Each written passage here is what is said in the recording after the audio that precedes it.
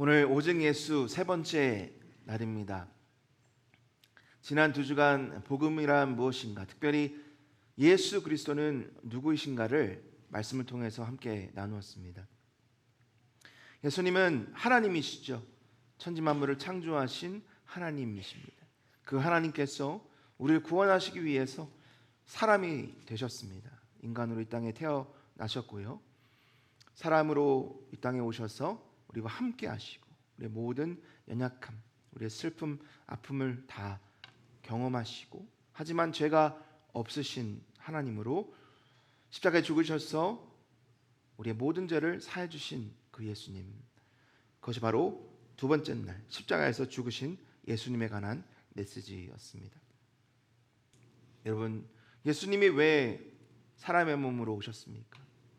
왜 십자가에 죽으셨습니까? 우리를 사랑하시기 때문이죠.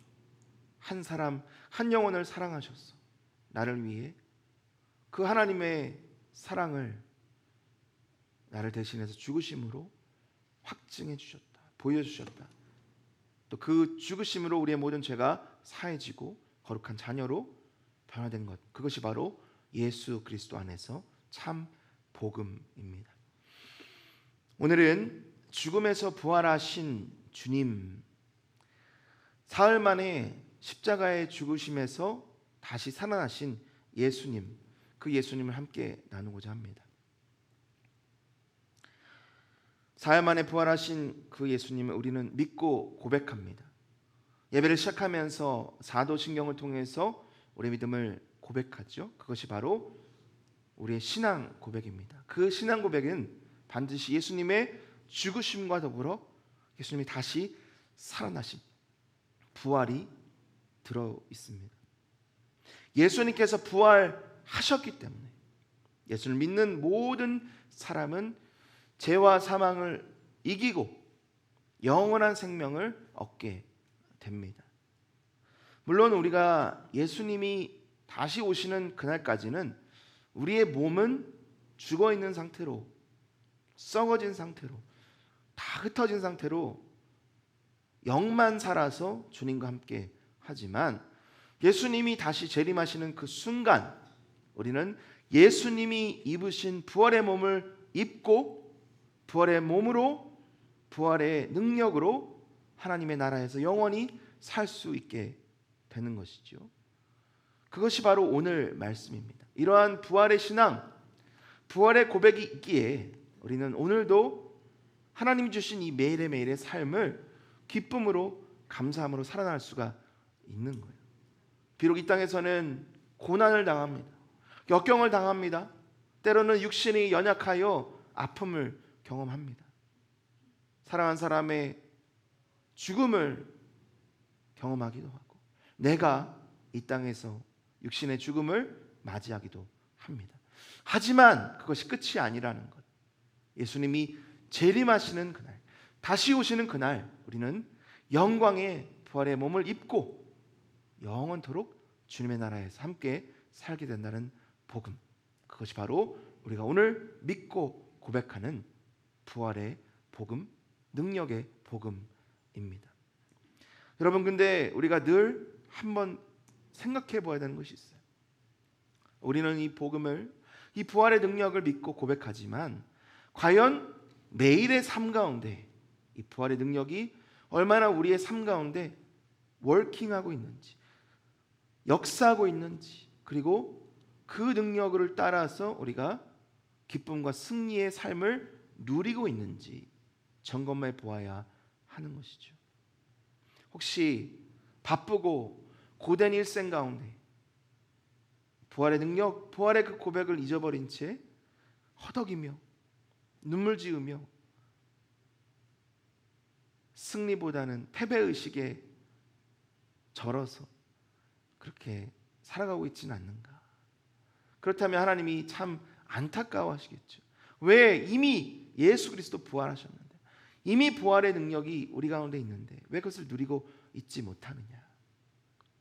여러분, 우리가 실제로 부활에 대해서 강조하는 때가 한 2번 정도 있는 것 같아요. 제가 여러분들의 그 부활 신앙을 의심하는 것은 아닙니다. 하지만 일반적으로 보면 2번 강조하는 때가 있어요. 첫 번째는 부활주일입니다. 부활주일. 예수님 부활하셨습니다. 할렐루야 찬양하는데 부활절이 지나면 부활신앙은 강조하지 않는 것이 우리의 모습 같아요. 또 그 부활의 소망을 우리가 강조하는 때가 있는데 바로 장례식장입니다. 누군가를 잃고 그 슬픔 가운데 있을 때 위로 받으십시오.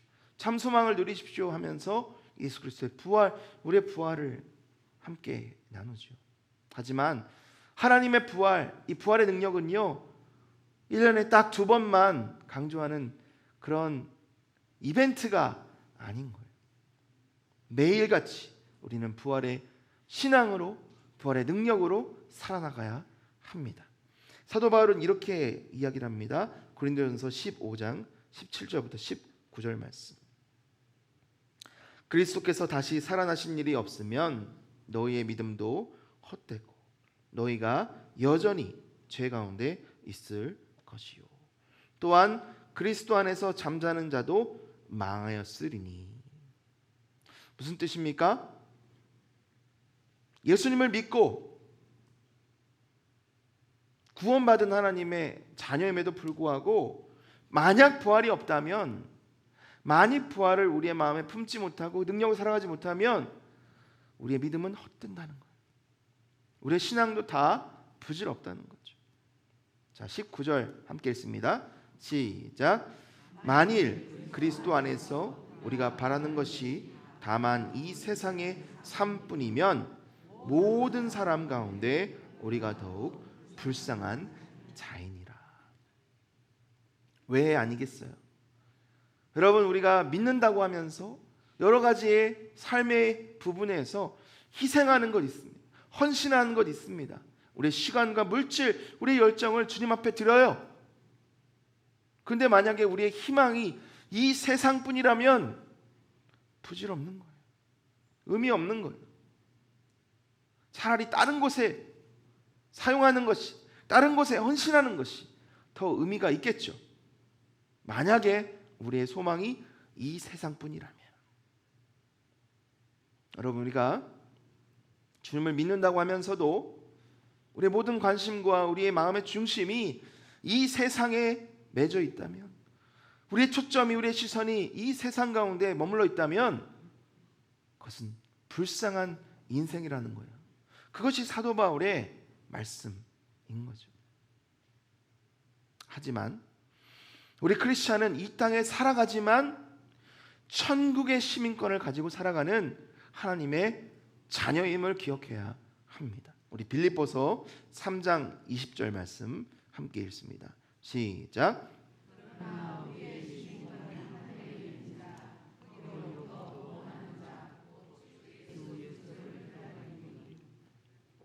뭐라고 합니까? 우리의 시민권 어디에 있대요? 하늘에 있는지라. 거기로부터 구원하는 자 곧 주 예수 그리스도를 기다리노니. 많은 외국 분들이 우리나라에 여러 가지 이유로 오시고 우리나라 시민이 되기 위해서 많은 노력을 합니다. 특별히 한글이라는 그 한글 고사 여러 가지 그 자격증, 자격 시험을 보고 어렵게 우리나라 시민이 되기 위해서 그렇게 노력을 해요. 왜요? 우리나라 시민이 되는 것이 특권이라는 생각이 있기 때문에. 여러분, 우리는요 천국 시민권이라는 어떠한 값을 치러도 딸 수 없는 시민권을 하나님의 은혜로 받은 사람들이에요. 별로 안 놀라시는 것 같은데 생각해 보세요. 아무나 시민권 받는 거 아니에요? 아무나 천국 시민권 되는 거 아닙니다. 하나님이 택한 신, 하나님이 불러주신, 하나님의 믿음 주셔서 하나님의 자녀 삼아 주신 사람들만 그 시민권을 받는 거예요. 그래서 우리는 그 시민권을 가지고 담대한 마음으로, 그리고 기뻐하는 마음으로, 감사하는 마음으로 그것이 속히 오기를 기다린다, 기대한다, 오늘도 살아간다. 여러분, 그것이 우리의 정체성입니다.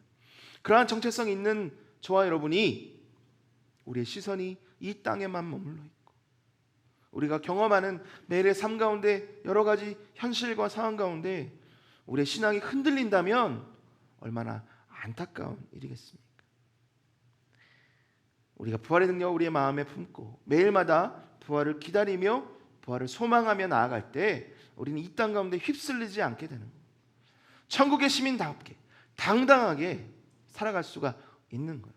비록 우리는 이 땅에 살아가지만 이 땅에서도 천국을 경험하며 천국을 살아나갈 수가 있게 되는 것이죠. 바로 오늘 메시지가 그런 메시지입니다. 여러분 기대가 되십니까? 네, 오늘 말씀을 통해서 두 가지, 죽음에서 부활하신 예수님은 어떤 분이신가? 첫 번째입니다. 죽음에서 부활하신 예수님은 잠자는 자들의 첫 열매가 되셨습니다. 한번 따라해 봅니다. 예수님은 잠자는 자들의 첫 열매가 되셨습니다. 자, 오늘 20절 한번 봅니다. 처음에 뭐라고 시작합니까? 그러나 이제는 이라고 되어 있어요. 우리가 좀 전에 읽었던 19절 말씀, 만약 그리스도 안에서 우리가 바라는 것이 다만 이 세상의 삶뿐이면 모든 사람 가운데 우리가 더욱 불쌍한 사람이라고 했어요. 그러나 아니라는 거예요. 우리의 소망이 이 땅뿐만 아니라 저 천국의 부활에 있다는 거죠. 그러나 이제는 원어적인 의미는 but in fact, 그러나 지금은 사실은 진실은 우리가 알아야 하는 것은 이런 뜻이에요. 여러분 사도 바울이 이렇게 강조함에도 불구하고 아직도 부활에 대해서 확신하지 못하는 사람들이 많이 있습니다. 물론 부활은 과학적으로 입증할 수가 없는 일이에요. 설명할 수 없는 일입니다. 증명할 수도 없는 일이에요. 죽은 사람이 다시 살아난다? 가끔 그런 일이 있다고 해요. 의학적으로 기적이죠, 기적. 근데 중요한 게 뭐예요? 그렇게 다시 살아나는 사람도 언젠간 죽어요. 한 번 살아나면 영원히 살아나는 것이 바로 천국의 부활입니다. 증명할 수가 있습니까? 설명할 수가 있어요? 없어요. 그래서 사람들이 믿지 않는 경우가 많습니다. 옛날 사두개인들도 믿지 않았고 헬라인들도 믿지 않았어요. 근데 중요한 게 뭐예요? 예수 그리스도를 믿는 사람들마저도 믿지 않은 사람들이 있다는 거예요. 고린도 교회 성도들 가운데서도 부활이 없다. 무슨 부활이 있느냐? 그렇게 말하는 사람들이 있었다는 거예요. 2000년이 지난 오늘 예수를 믿는다고 하면서도 부활을 믿지 않는 사람들이 꽤 많이 있습니다. 특별히 조사를 해보니까 유럽과 또 특별히 독일, 영국 같은 나라들은 자유주의 신학이 굉장히 팽배한 나라들인데 그러다 보니까 기적을 잘 믿지 않아요. 특별히 부활에 대해서 믿지 않습니다. 나는 크리스찬, I'm 크리스찬 하면서도 부활을 믿지 않는 것 참 아이러니하죠. 약 한 50% 정도가 믿지 않는다고 그렇게 설문조사 결과가 나왔다고 해요. 그래서인지 유럽 많은 교회들이 문을 닫고 있습니다. 많은 성도들이 교회를 떠나고 있어요. 교회가 점점점 약해지고 있어요. 저는 부활을 믿지 않는 사람들이 예수님의 제자라고 말하는 것, 그것이 바로 교회가 점점 약해지고 성도들이 교회를 떠나는 이유라고 생각을 합니다. 그래도 그럴 것이 성경을 보니까 예수님의 제자였던 도마라는 사람도 처음에는 예수님의 부활을 믿지 않았습니다. 그래서 그가 요한복음 20장 25절 보니까 이렇게 얘기합니다. 내가 그의 손에 못자국을 보며 내 손가락을 그 못자국에 넣으며 내 손을 그 옆구리에 넣어보지 않고는 믿지 아니하겠노라. 도마는 현실주의자였어요. 내가 경험해보고 내가 만져보고 내가 직접 보지 않으면 믿지 않겠다는 거예요. 예수님은 도마를 불쌍히 여기셔서 눈높이를 맞춰주신 거죠. 그래서 다시 나타나셨습니다. 제자들 앞에 나타나셨어요. 도마가 있는 때 나타나셨어요. 그리고 이렇게 말씀하십니다. 도마에게 이르시되 내 손가락을 이리 내밀어 내 손을 보고 내 손을 내밀어 내 옆구리에 넣어보라. 그리하여 믿음 없는 자가 되지 말고 믿는 자가 되라. 여러분, 예수님이 믿지 못하는 제자들을 위하여서 다시 부활하시고 나서 바로 승천하지 않으셨어요. 그리고 제자들 앞에 나타나셨어요. 물론 온 인류에게 나타난 것은 아니시지만 제자들에게 나타나셔서 그들이 믿고 그 부활하신 예수님을 증거하도록 배려하신 겁니다. 그래서 오늘 고린도전서 15장을 보니까 부활하신 이후에 제자들에게 나타나셨고 500명이나 되는 많은 사람들 앞에서 한 번에 나타나셨고요. 그리고 다메섹으로 가는 예수님의 제자들을 잡으러 가는 사도 바울에게 빛으로 나타나신 거예요. 그래서 오늘 사도 바울이 자기가 경험한 이 부활하신 예수님을 증거하면서 20절에서 이렇게 고백합니다. 함께 읽습니다. 시작. 그러나 이제 그리스도께서 죽은 자 가운데서 다시 살아나사 잠자는 자들의 첫 열매가 되셨도다. 내가 봤습니다.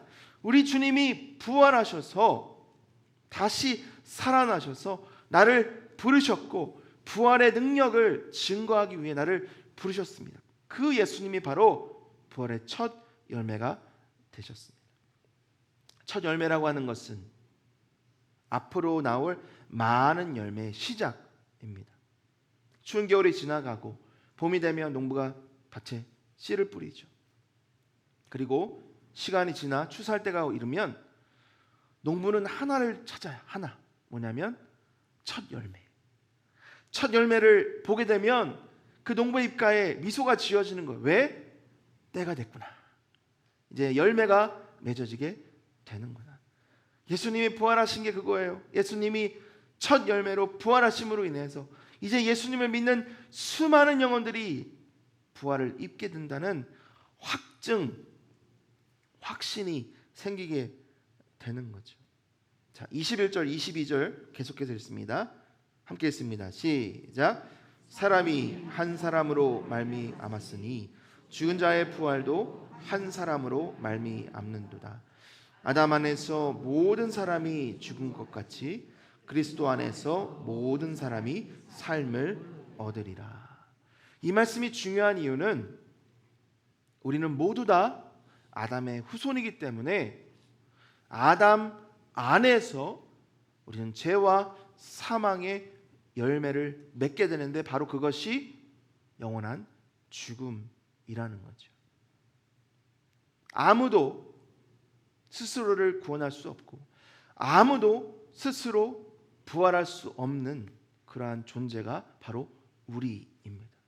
하지만 아담 안에서 죽은 모든 사람이 그리스도 예수 안에서 부활을 입고 모든 사람이 삶을 얻게 된다는 복된 소식, 그것이 복음이라는 거예요. 여러분, 아담 안에서 모든 사람이 죽게 되는 것은 창세기 5장에서 그의 족보를 따라 우리에게 분명하게 보여집니다. 창세기 5장을 보면 아담의 족보가 나와요. 거기에 아담으로부터 노아의 아버지 라멕까지 9대가 나오는데 거기에 보면 공통되게 이런 표현이 있어요. 한번 제가 4절부터 8절을 읽어봅니다. 아담은 셋을 낳은 후 800년을 지내며 자녀들을 낳았으며 그는 930세를 살고 죽었더라. 셋은 105세에 에노스를 낳았고 에노스를 낳은 후 807년을 지내며 자녀들을 낳았으며 그는 912세를 살고 죽었더라. 여러분, 평균 수명이 900살입니다. 이해가 안 되죠? 와, 어떻게 이렇게 오래 사나? 오래 살든 짧게 살든 죽었다는 게 중요한 거예요. 아담의 후손, 아담의 피를 이어받은 모든 후손들은 다 죽습니다. 그게 인생의 끝이에요. 하지만 예수 그리스도 안에서 이 죽음이 역전되었어요. 뒤바뀌어서 생명으로 변화가 되었다는 것. 그것이 바로 예수 그리스도 안에서 우리가 경험하는 영원한 생명입니다. 이것을 강조하는 절이 있는데 마태복음 1장입니다. 마태복음 1장 보면 예수 그리스도의 족보, 그것이 소제목인데 여기에는 나았다는 있지만 죽었다는 없어요. 마태는 무엇을 강조합니까? 예수 그리스도 안에서 생명이 있다는 것. 죽음의 족보가 예수 그리스도 안에서 생명의 족보로 변화되었다. 여러분, 예수 그리스도 안에 거하시기를 바랍니다. 예수 그리스도 안에 생명이 있음을 기억하시기를 바랍니다. 예수님 우리에게 명령하세요. 요한복음 15장 4절과 5절 우리 한 목소리로 읽습니다. 한 목소리로 시작.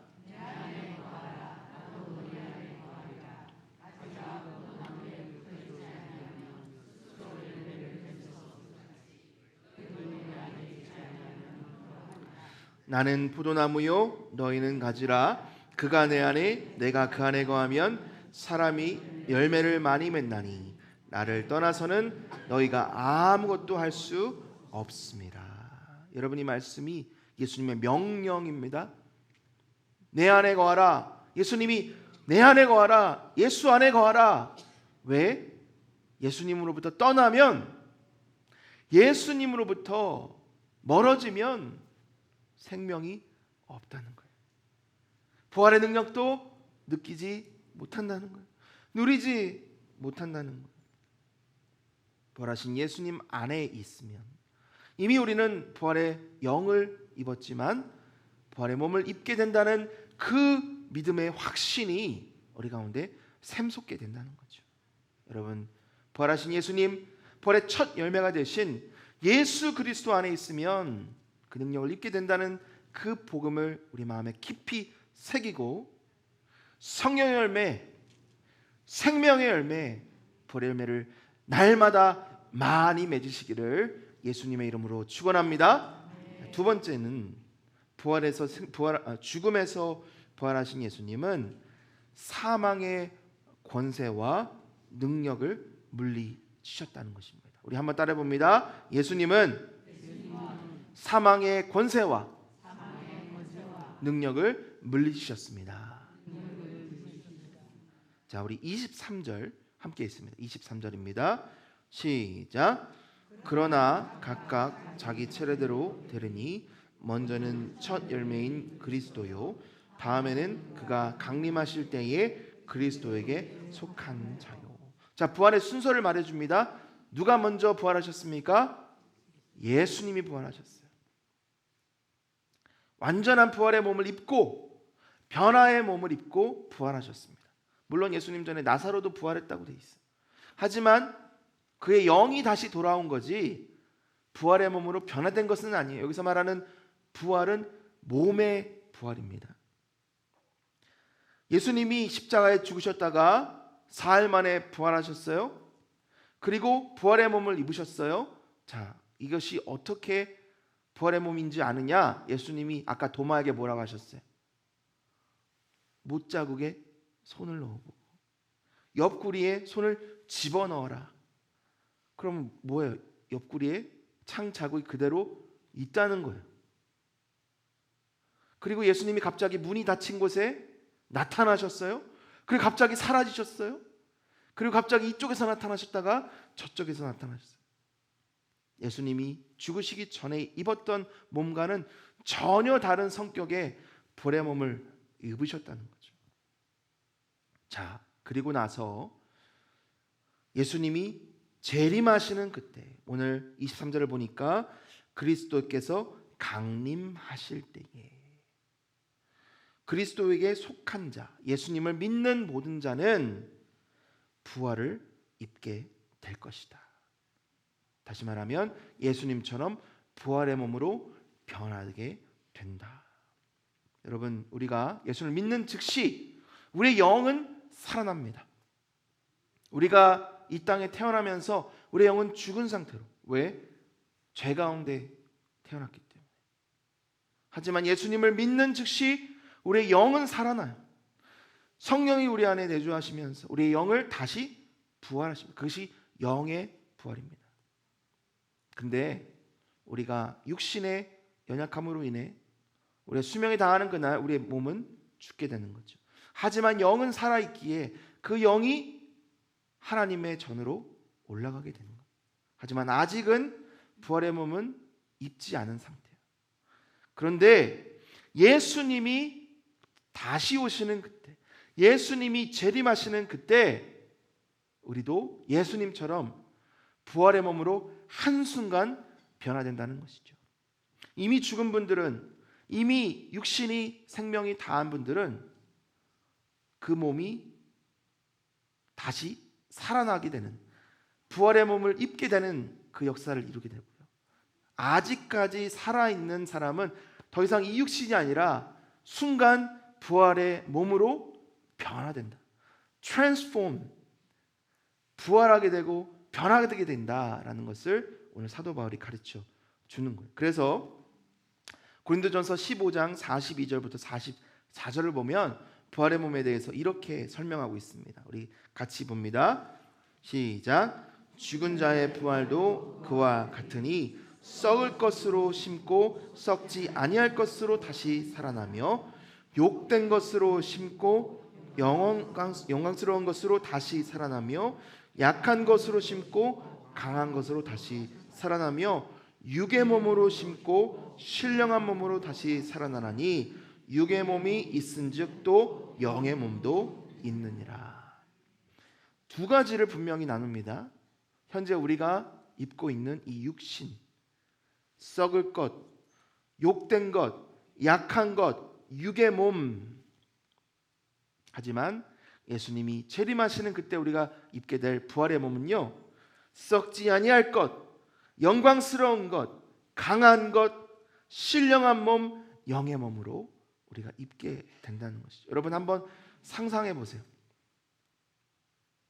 아름다운 우리의 모습, 그냥 겉으로만 아름다운 것이 아니고요, 절대 나이를 먹지 않는, 절대 질병을 경험하지 않는, 결코 노쇠하지 않고 결코 쇠약해지지 않는 영원한 몸으로 우리가 변화된다는 사실입니다. 여러분, 그러한 일이 예수님 재림하실 때 우리에게 나타난다면 기대가 되지 않겠습니까? 기다려지지 않으세요? 기다려주실 것 같은데 왜 그럴까요? 여러분, 우리가 한 살이라도 젊어지기 위해서 얼마나 노력합니까? 많이 바르고요, 많이 뛰고요, 많이 조절하고요. 그러지 않아요? 그러지 않습니까? 근데 사실 보면 그 몸은 썩어질 것이래요. 욕된 것이래요. 약한 것이래요. 근데 우리가 노력하지 않아도, 우리가 막 스트레스 받지 않아도 완벽한 몸, 건강한 몸, 가장 아름다운 몸을 우리에게 주신다고 하니 왜 우리가 기대하지 않아요? 왜 우리가 그것을 소망하지 않습니까? 하나님 보셨을 때 참 안타까운 거죠. 자, 그렇게 우리가 영광스러운 몸, 부활의 몸을 입게 된 이후에 어떤 일이 일어나느냐? 우리 24절, 25절 함께 보겠습니다. 24절, 25절입니다. 시작. 그 후에는 마지막이니 그가 모든 통치와 모든 권세와 능력을 멸하시고 나라를 아버지 하나님께 바칠 때라. 그가 모든 원수를 그 발 아래에 둘 때까지 반드시 왕노릇 하시리니. 무엇을 약속하십니까? 하나님이 이 땅에 있는 모든 권세와 모든 능력을 멸하신대. 여기서 멸한다는 것은 하나님을 대적했던 권세, 하나님을 욕했던, 하나님을 반대했던 그런 모든 세력들을 굴복시키신다, 멸하신다. 거기에는 사람도 포함되지만 모든 더럽고 추악한 사탄마귀, 원수도 포함이 됩니다. 하나님께서 반드시 왕노릇하신다. 하나님께서 통치하신다. 하나님께서 하나님의 나라를 이루신다는 것. 23절에서 강림, 재림으로 말하는 이 파루시아라는 단어는요, 황제가 입성하는 것을 뜻하는 단어예요. 예수님 이 땅에 초림 2000년 전에 오실 때는 연약한 아기로 오셨어요. 그것도 그냥 아기가 아니고 정말 가장 누추한 탄생이죠. 마구간에서 말들이 가축들이 먹는 그 밥통 구유에 누워주신 우리 예수님. 지난 시간에 우리가 나누었죠. 별 볼 일 없는 풍채도 얼굴도 그 모습도 사람들이 눈여겨볼 수 없는 그러한 연약한 모습으로 오셨지만 재림하시는 그때는 영광스러운 통치자로 도저히 감히 바라볼 수 없는 그 권능과 존귀의 모습으로 이 땅에 오셔서 모든 권세와 모든 능력을 멸하시고 원수마귀를 징벌하시는 예수님. 여러분, 그렇게 오실 예수님을 사모하시길 바랍니다. 항망하시길 바랍니다. 그때를 기다리며 그때를 위해 준비하시기를 바랍니다. 빌립보서 2장 10절 11절 하늘에 있는 자들과 땅에 있는 자들과 땅 아래에 있는 자들로 모든 무릎을 예수의 이름에 꿇게 하시고 모든 입으로 예수 그리스도를 주라 시인하여 하나님 아버지께 영광을 돌리게 하셨느니라. 여기서 말하는 모든 사람들은 예수님을 믿는 자들뿐만 아니라 믿지 않는 자들 또한 그렇게 고백할 수밖에 없다는 거예요. 하지만 저와 여러분이 복받은 이유는 뭔지 아세요? 그 복받은 이유는 이겁니다. 그 영광스러운 모습을 우리의 눈으로 보지 않아도 우리는 이 땅에서 주님 앞에 무릎 꿇고 주님을 예배하고 있다는 사실, 그것이 바로 하나님 우리에게 주신 부활의 능력이요 복음의 능력임을 여러분 기억하시기를 바랍니다. 우리가 이 땅에서 주님을 찬양하는 것처럼 저 천국에 가면 부활의 몸을 입고 영원토록 영광스러운 주님을 예배하며 하나님 주신 그 영광과 존귀와 상급을 영원토록 누리게 될 것입니다. 그 마지막 약속이 26절 말씀이에요. 맨 나중에 멸망받을 원수는 사망이니라. 우리는 결코 죽지 않습니다. 결코 병들지 않습니다. 결코 눈물도 슬픔도 없습니다. 영원토록 부활의 몸, 영광스러운 몸으로 주님을 예배하며 주님과 영생복락 누리게 될 것입니다. 여러분, 이 땅에서 비록 짧은 인생 가운데 육신의 연약함 가운데 고난과 아픔 가운데 눈물 짓고 슬퍼하고 주님의 때를 기다리고는 있지만 주님이 속히 오신다는 그 약속 믿고 기쁨으로 주님을 맞이할 수 있기를 간절히 축원합니다. 자, 오늘 말씀을 맺겠습니다. 오늘 죽음에서 부활하신 예수님에 대해서 나누었어요. 예수님이 십자가에 죽으시고 사흘 만에 다시 살아나셔서 부활의 첫 열매가 되셨습니다. 예수님이 첫 열매가 되셨기에 우리도 예수님처럼 부활의 몸을 입고 부활의 능력 가운데 살아가게 될 줄 믿습니다. 여러분 한번 스스로 한번 물어보기를 원합니다. 나는 부활이 있는 사람인가 없는 사람인가? 의심하라는 말씀이 아니에요. 확신하라는 말씀입니다. 당연히 부활이 있죠. 부활이 없습니까? 부활이 있습니다. 여러분 믿으십니까? 확신하십니까? 선포하십시오. 나는 부활이 있음을 믿습니다. 나는 부활이 있는 사람입니다. 나는 부활을 살아가는 사람입니다. 그것이 복음이에요. 다시 부활의 복음으로 날마다 나아가시기를 소망합니다. 그리고 그것을 나누십시오. 나 혼자만 누리지 마시고 부활이 없는, 생명이 없는 죽음과 사망 가운데 눈물 짓고 있는 저 영혼에게 담대히 선포하시기를 바랍니다. 그러면 그 부활의 능력이, 나를 살리신 예수 그리스도의 부활의 능력이 저 한 영혼을 살리시고 부활의 능력으로 담비와 같이 내려주게 되실 줄 믿습니다. 여러분 그러한 은혜가 우리 가정과 우리 직장과 우리 교회 가운데 차고 넘치기를 예수님의 이름으로 축원합니다. 이 시간 자리에서 일어나셔서 함께 결단송 부르며